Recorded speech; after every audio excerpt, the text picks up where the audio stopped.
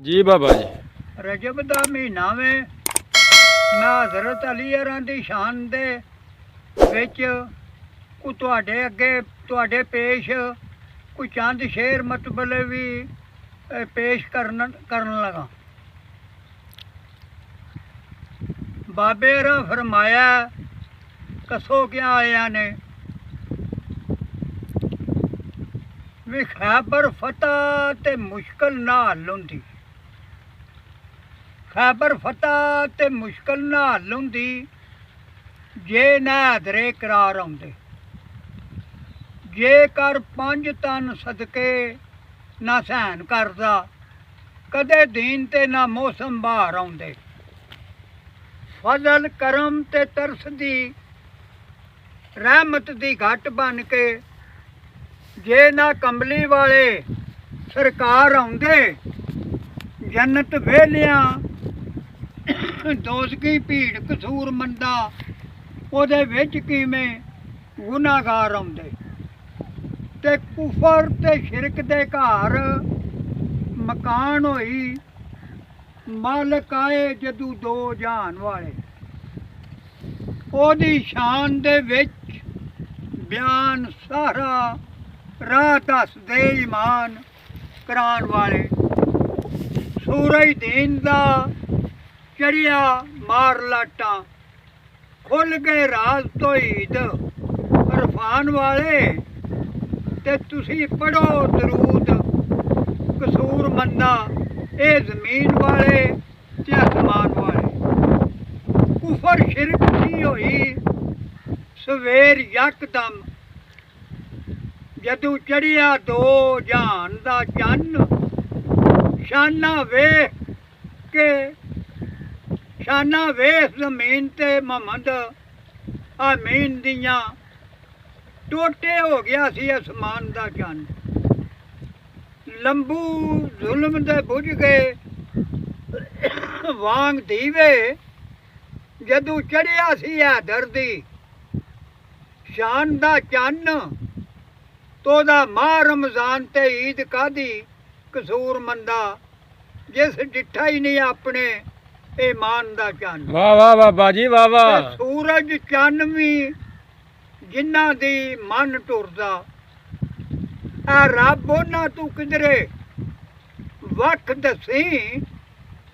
नबी ते नबी सी अली दी खो वाला सारी दुनिया चू खोल के एक दसे अली हैदर। शरबत कातलां नू बचड़े राहे मौला देंदा डिठा ही ते पे शक दसी ऐ भन के मजहब दा बार्डर कसूर मंदा निशान हैदरी पिया नचक दसे। वाह बाबा जी वाह।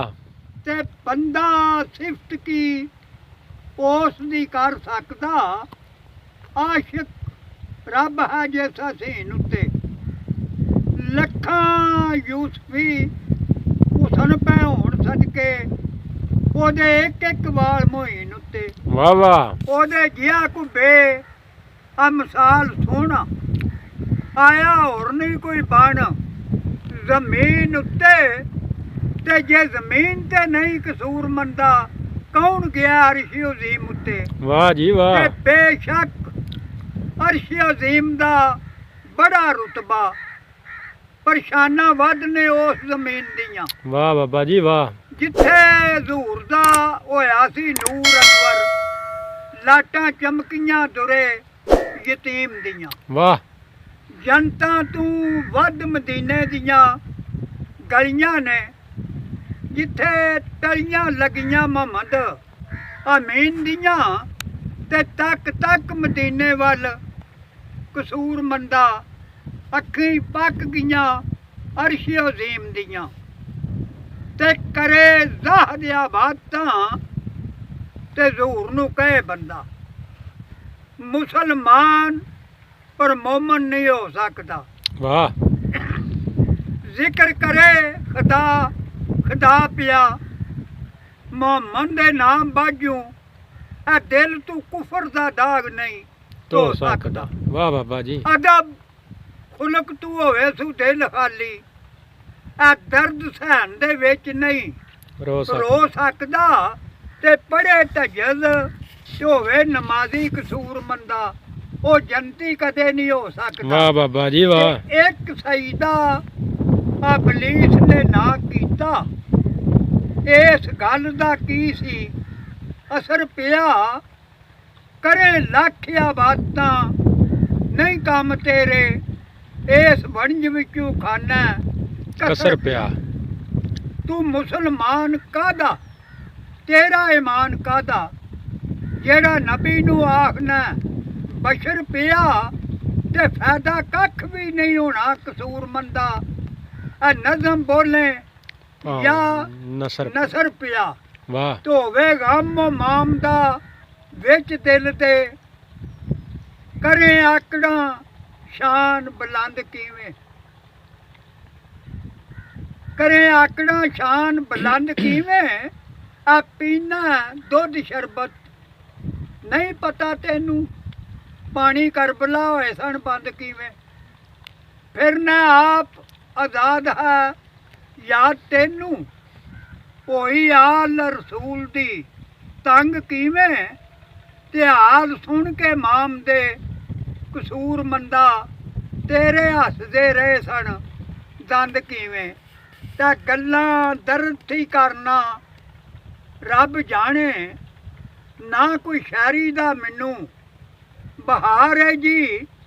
ਕਦਰ ਲਫ਼ਜ਼ ਦਾ ਮੁਨਸਬ ਜਾਣਦਾ ਏ, ਉਹ ਕੀ ਜਾਣਦਾ ਜੋ ਗੁਵਾਰ ਹੈ ਜੀ।